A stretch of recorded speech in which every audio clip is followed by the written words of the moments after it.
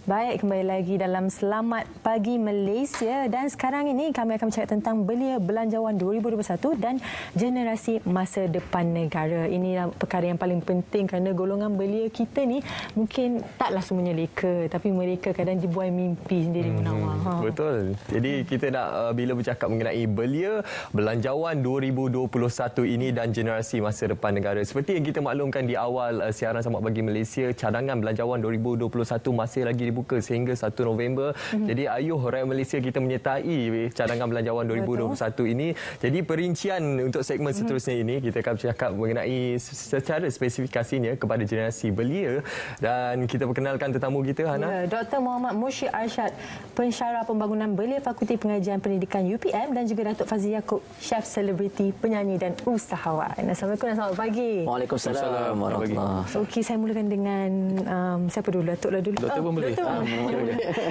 Apakah cabaran yang dihadapi belia dalam situasi semasa sekarang ni dalam kita menepani pandemik COVID-19 ni? Okey, terima kasih Hana. Terima kasih juga saya ucapkan kepada Selamat Pagi Malaysia atas undangan pada pagi ini. Pertama sekali bila kita lihat tentang cabaran yang dihadapi oleh golongan belia pada hari ini, ternyata adalah kita melihat dalam situasi yang mencabar setelah menghadapi COVID-19. Kalau kita lihat sebelum berlaku COVID-19, kadar pengangguran dalam kalangan belia juga tinggi. Okey, dah hampir 500,000 golongan belia sebenarnya tidak dapat peluang untuk berada di dalam dunia pekerjaan. Tetapi cabaran tersebut lebih tambah apabila menghadapi situasi sekarang. Dan kalau kita lihat daripada statistik pengangguran yang berlaku di Malaysia, kalau dilihat pada bulan Mei 2020 sekitar 5.3%. Tetapi alhamdulillah peratusan tersebut merosot kepada 4.7% terutama pada bulan Ogos 2020. Jadi di sini menunjukkan walaupun penurunan itu berlaku, tetapi jumlah kadar pengangguran dalam kalangan belia terutamanya masih lagi tinggi kerana hampir 40% pekerjaan yang dikategorikan sebagai pengangguran itu sebenarnya terdiri daripada golongan belia. Jadi dari situ saya nampak cabaran pertama adalah dari segi pekerjaan, kerana mereka ingin mendapatkan pekerjaan yang tetap. Mereka inginkan pekerjaan dan mereka memerlukan jaminan, assurance sebenarnya untuk melihat apa sebenarnya golongan belia mahukan. Ya, itu yang saya boleh nampak dari segi konteks bagaimana melihat kepada ekonomi belia itu sendiri. Yang kedua dari segi aspek pendidikan, kalau lihat sekarang ini cabaran pendidikan juga boleh dikatakan sebagai satu perkara yang perlu dilihat oleh kerajaan. Jadi selain daripada pendidikan, kita juga boleh lihat dari segi struktur sosial, sebab berdasarkan dapatan yang kita lakukan, kita mendapati golongan belia sebenarnya stres. Mereka tertekan dengan situasi semasa. Ya, bukan isu sekarang ni pun boleh lihat dari segi bagaimana mereka menempatkan diri mereka. Isu dia sekarang ni bukan yang disebabkan oleh unemployability, tetapi re-employability. Bagaimana kita untuk re-employment mereka, menempatkan mereka semula dalam dunia pekerjaan. Itu sebenarnya menjadi cabaran kepada golongan belia pada hari ini. Itu antara cabaran yang perlu golongan belia hadapi sekarang ini. Dan kita lihat, Datuk, tahun 2020 ini merupakan tahun yang sangat mencabar untuk kita semua, dan kesan pandemik COVID-19 ini memberi dampak yang cukup besar kepada bukan saja sektor ekonomi, malah sektor sosial secara khususnya kepada golongan belia. Mungkin Datuk boleh kongsikan kepada penonton sekarang ini apa antara persiapan, keperluan yang perlu dilakukan oleh golongan belia untuk mereka mengambil hikmah daripada pandemik COVID-19 ini. Baik, terima kasih banyak. Kalau kita rungkai keadaan sekarang, kita dapat melihat kebanyakan belia, anak-anak muda sekarang menggunakan platform media sosial untuk melontarkan apa juga hujah. Dan pada saya sangat penting untuk pihak kerajaan, untuk pihak dalam apa juga konteks masyarakat untuk memerhatikan apa yang sedang diperkatakan, apa yang sedang dihujahkan dan apa yang sedang dinyatakan secara umum, secara kasar ataupun secara tak langsung. Dan kita lihat kebanyakan golongan belia sekarang, mereka mencari peluang untuk menambah baik keadaan ekonomi mereka sendiri. Di mana anak muda sekarang mereka memimpin keluarga, menjadi abang long, menjadi kak long, menjadi kak ngah, ataupun mereka menjadi ketua keluarga dalam konteks yang begitu cepat. Dalam tempoh 24 jam mereka perlu melaksanakan pernikahan tanpa ada majlis dan sebagainya. Jadi struktur ekonomi keluarga itu berubah serta-merta, di mana mereka perlu faham dalam kelangsungan pendapatan itu perlu ada. Jadi kalau saya tengok dalam Twitter dalam tempoh 7 minggu ini, kebanyakan golongan muda menyatakan bahawa mereka risau seolah-olah COVID-19 itu pergi shopping katanya. Hampir setiap kelompok shopping kompleks di kawasan Kuala Lumpur, wilayah Persekutuan dan juga Kelang penuh dengan COVID. Jadi mereka menyatakan bahawa kalau peniaga-peniaga di dalam shopping kompleks tidak dapat berniaga, apatah lagi kami yang sedang berusaha untuk mencari peluang perniagaan. Jadi konteks keusahawanan, kebolehan mereka untuk memastikan bahawa pendidikan mereka itu dilangsungkan dengan kemampuan untuk mereka diambil bekerja. Kalau mereka tidak diberi peluang bekerja, adakah mereka mampu untuk ada mungkin saya terbaca dalam Twitter grant-grant tertentu, pertolongan tertentu daripada pihak-pihak yang berwajib, dan mungkin juga ada peluang-peluang untuk mereka menyamaratakan peluang akademik dan juga peluang skill. Jadi kedua-dua ini perlu ditimbang tara supaya mereka boleh melontarkan satu pandangan dalam bentuk apabila mereka menyatakan sesuatu dalam sosial media, mereka juga mendukung apa yang dinyatakan oleh rakan-rakan lain. Yang saya risaukan sekarang, golongan belia terutamanya, apabila mereka memikirkan tentang kelangsungan masa depan mereka, mereka juga mendukung keluarga yang berada di belakang mereka. Itu yang perlu kita fikirkan. Jadi dalam kita menepani wabak COVID-19 ni, banyak sektor-sektor yang terkesan, terutama contohnya perhotelan, banyak dibuang kerja. Jadi bagaimana golongan belia ingin menyesuaikan diri dalam sektor pekerjaan yang ada sekarang yang dapat membantu mereka? Ya, saya nampak antara potensi yang mungkin boleh diceburi oleh golongan belia dan mungkin menjadi satu kerangka insentif kerajaan adalah industri pendigitalan. Yang mana dalam konteks digitalisation ataupun pendigitalan ini membolehkan golongan belia pertama mendapat akses dari segi perniagaan dan juga dari segi maklumat misalnya. Dan kalau boleh kita nakkan golongan belia meneroka peluang-peluang tersebut. Cuma cabaran yang kita hadapi sekarang adalah sejauh mana maklumat penyampaian tersebut sampai kepada golongan belia. Kemungkinan pada golongan belia yang teknologi savvy ni Datuk, tak ada masalah. Mungkin mereka dah boleh akses maklumat dan sebagainya. Tetapi bagaimana golongan belia yang berada di luar sana, berada di kawasan minoriti, berada di kawasan kampung, di luar bandar. Jadi mereka memerlukan akses dan maklumat tersebut supaya sampai. Dan saya nampak antara potensi bagaimana golongan belia boleh menyediakan diri mereka adalah salah satu cara adalah kerajaan juga boleh menyediakan platform. Misalnya platform untuk melatih lebih ramai golongan belia menempatkan diri mereka di dalam pekerjaan. Dan sebenarnya pekerjaan sekarang kita tidak boleh fokus kepada pekerjaan makan gaji. Sebaliknya golongan belia sepatutnya macam Datuk pun kata tadi, kita perlu lebih terbuka dan mereka peluang mencipta peluang pekerjaan sendiri. Itu yang lebih baik. Jadi dari saya nampak dari segi konteks pendigitalan sebenarnya menjadikan satu asas utama dan kerangka untuk kita membantu dalam bajet 2020 ini. Dan saya nampak satu lagi adalah bagaimana kita cuba untuk memberikan satu nafas baru kepada industri 3D, iaitu difficult, dangerous and difficult. Difficult, dirty and dangerous. Kerana sektor 3D ni sebenarnya mungkin sebelum berlakunya COVID, banyak dipelopori oleh pekerja asing. Hampir 3 juta pekerja asing terlibat di dalam sektor 3D. Tetapi kalau kita menjenamakan semula 3D, memberi nafas baru kepada 3D supaya kita nampak bahawa dia tidak menjadi janggal kepada golongan belia dan juga masyarakat Malaysia, yang mana ini yang boleh diceburi dan boleh digunakan oleh belia untuk mereka membangunkan sektor ekonomi dan juga membangunkan keluarga mereka sendiri. Jadi doktor ada menyentuh mengenai isu pengangguran. Isu pengangguran ni merupakan satu isu yang cukup dekat dengan golongan belia. Terutama sekali dalam pandemik COVID-19 ini, isu kes pengangguran semakin meningkat. Jadi mungkin pandangan Datuk sendiri, apa yang perlu kita lakukan khususnya pihak golongan belia ini, mereka perlu tampil kreatif dalam menyesuaikan keadaan semasa ini untuk mereka menjana pendapatan khususnya untuk kelangsungan hidup mereka. Baik.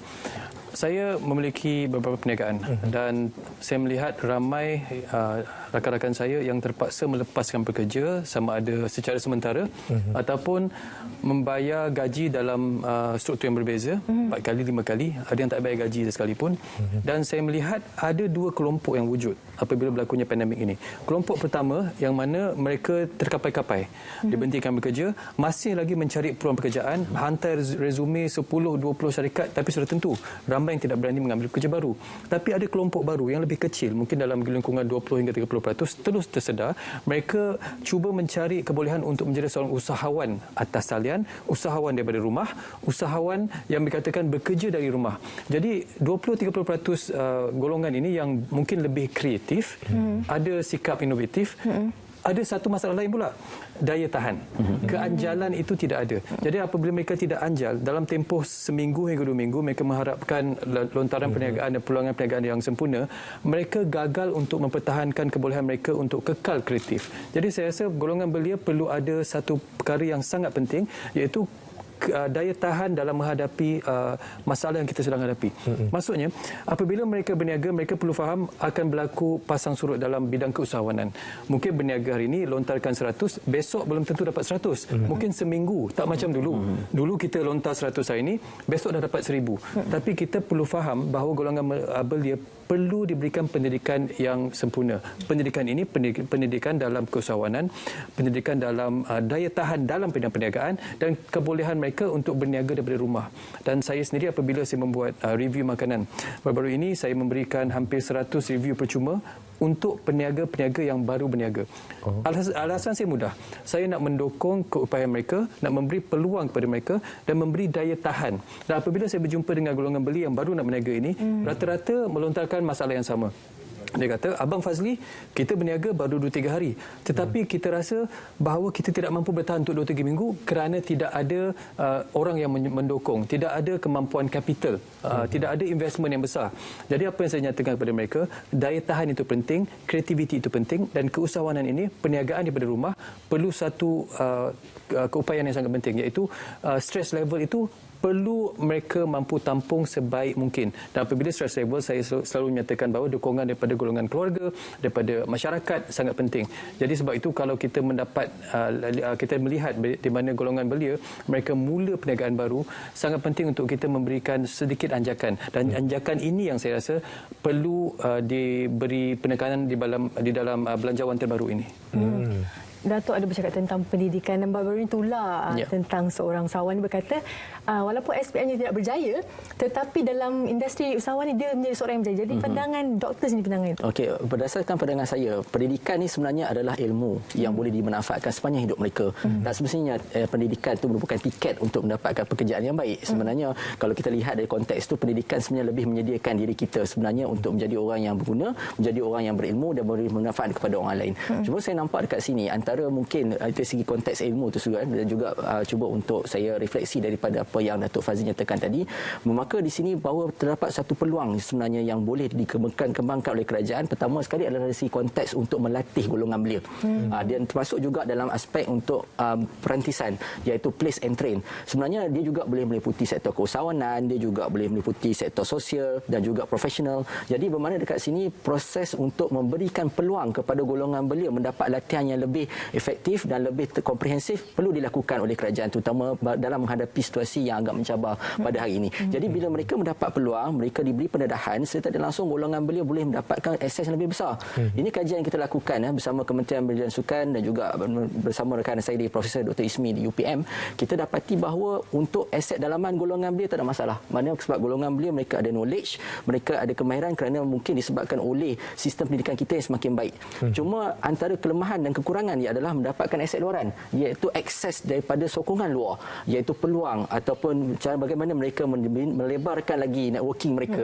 Iaitu yang sebenarnya yang seperti Datuk Fazli cakap tadi, sebenarnya golongan belia sebenarnya memerlukan that kind of support. Jadi perlu latihan untuk place and train ini dikembangkan dalam bajet 2021. Golongan belia ini mewakili 13 juta populasi penduduk Malaysia ataupun kira-kira 42% daripada populasi secara keseluruhannya.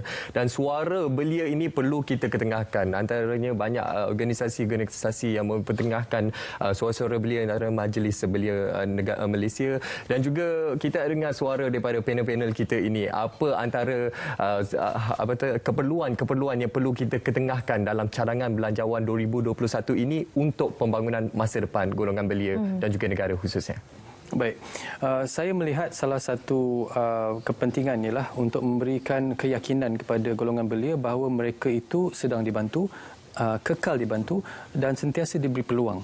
Kerana kita ingin menolak sebarang negativiti yang berlaku di kalangan belia di mana mereka banyak melontarkan kerisauan bahawa mereka tidak dibantu, mereka tidak ada peluang, mereka tidak ada sokongan yang kukuh dan mereka tidak mampu untuk kekal sustainable. Jadi apabila adanya badan-badan yang membantu dan memberi keyakinan serta memberi peluang, terutamanya di golongan belia yang tidak ada akses seperti kata doktor tadi, untuk kebolehan untuk mereka mencari maklumat yang sepatutnya ada di dalam talian.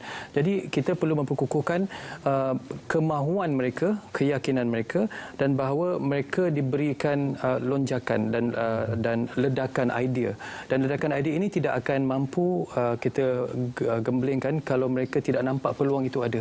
Jadi saya rasa maklumat perlu diberikan secara sama rata, tidak kira sama ada mereka di dalam konteks kedudukan bandar ataupun di luar bandar. Dan saya rasa apabila berlakunya penyediaan maklumat, apabila lahirnya nanti belanjawan 2021, andai kata kerajaan mahu melihat belia ini terus lonjak, terus ke hadapan, perlu ada agensi-agensi yang turun sampai ke bawah supaya remaja yang bergerak ke arah belia, supaya belia yang ada keluarga, mereka tahu bahawa inilah peluang yang diberikan. Tidak guna kalau ada peluang, kalau mereka tidak tahu. Mungkin ada penambahan daripada doktor sendiri untuk cadangan belanjawan 2021 Antara saya nampak adalah sektor PKS, industri kecil dan sederhana perlu diperkasakan kerana berdasarkan daripada penglibatan golongan belia dalam sektor tersebut sangat tinggi. Dan yang kedua, kalau kita lihat demografi belia di Malaysia 15 hingga 30 tahun. Tetapi kita nak juga kalau boleh kerajaan lanjutkan ataupun memperkembang dan memperluaskan lagi insentif tersebut kepada golongan dewasa muda yang adult ni, yang umur di antara 30 hingga 40 tahun ni. Mereka juga memerlukan sokongan dan bimbingan daripada kerajaan, especially untuk mereka menyerlahkan lagi potensi mereka dan bersama untuk merebut peluang-peluang yang ada. Sebab kita lihat di sini terdapat satu perkara yang perlu ditekankan di sini adalah bagaimana kita meletakkan kekuatan belia itu sendiri, iaitu dipanggil sebagai youth resilient. Bagaimana mereka mampu berdaya tahan, berdaya saing, terutama dalam cabaran kita melihat kepada sektor ekonomi yang semakin kita rasakan perlu kuat, perlu tabah dengan keadaan situasi yang pada saya yang memang agak mencabar ini. Jadi ini saya nampak antara perkara yang mungkin boleh dilihat, dan yang pastinya bajet 21 ni perlu inklusif, perlu komprehensif dan perlu fokus kepada keperluan belia dan juga masyarakat. Ini penting kerana kita lihat generasi pada akan datang sebenarnya adalah golongan belia pada hari ini. Mungkin Datuk Fazli ingin kongsikan sedikit nasihat kepada golongan belia. Datuk Fazli pun seorang yang berpengalaman dalam usahawan, turun naik pun ada sendiri. Banyak pengalaman ataupun suka duka dari Datuk Fazli sendiri. Mungkin ada sedikit nasihat untuk golongan belia yang takut untuk mengambil peluang yang disediakan oleh kerajaan sendiri. Baik. Kepada semua yang sedang menonton, saya sendiri dinyatakan bangun daripada projek yang saya hasilkan, iaitu untuk meniaga makanan, start daripada dapur dan kemudian bergerak daripada rumah ke rumah dan kini memiliki restoran. Dan apa yang saya sering nyatakan bahawa kalau kita merancang tapi tidak ada langkah pertama, itu adalah permulaan untuk gagal. Dan apabila kita merancang tidak ada permulaan untuk langkah pertama, kegagalan itu akan berlangsung bertahun-tahun. Dan apabila kita melihat peluang, yang perlu kita cari adalah bagaimana peluang itu untuk kita ambil dan bagaimana untuk kita perpanjangkan. Dalam proses membina daya usahawan seseorang, perlu kita tampilkan keinginan kita untuk berkawan dengan orang-orang yang penting. Dan golongan belia kita tahu mereka sering tersasar kerana salah memilih teman, salah memilih partner dan salah memilih orang untuk meletakkan investment atau capital dalam perniagaan. Jadi kaji selidik sangat penting untuk kita tahu dengan siapa kita minta bantuan, dengan siapa kita boleh minta bantuan dan siapa yang kita boleh kekalkan di dalam perniagaan yang kita baru mulakan. Baik, suara belia harus kita bawakan ke tengah dan kita inginkan lontaran suara daripada golongan belia ini ke arah platform yang betul, menggunakan cara yang betul. Dan cadangan belanjawan 2021 ini merupakan salah satu kaedah ataupun untuk kita mengetengahkan suara belia ini. Mungkin doktor sendiri ada sedikit perkongsian berkenaan pentingnya peranan belia ini dalam menyuarakan suara mereka dalam cadangan belanjawan 2021 ini. Ya, saya sangat mengalu-alukan, terutama sekali pihak kerajaan juga mengalu-alukan cadangan golongan belia kerana kita lihat bahawa terdapat potensi yang sebenarnya boleh dikembangkan daripada golongan belia. Kita tak nak blind spot dalam kalangan, especially dalam memberikan atau menyalurkan insentif kepada kelompok tertentu, terutama golongan belia. Sebab kalau kita lihat daripada penjana dan insentif bantuan Perhentian Nasional, kita dapati dapatan kajian kita perolehi tentang survey yang saya lakukan baru ini, mendapati mereka mengikuti perkembangan maklumat kerajaan tersebut, tetapi mereka mengakui bahawa tidak tahu bagaimana nak memulakannya.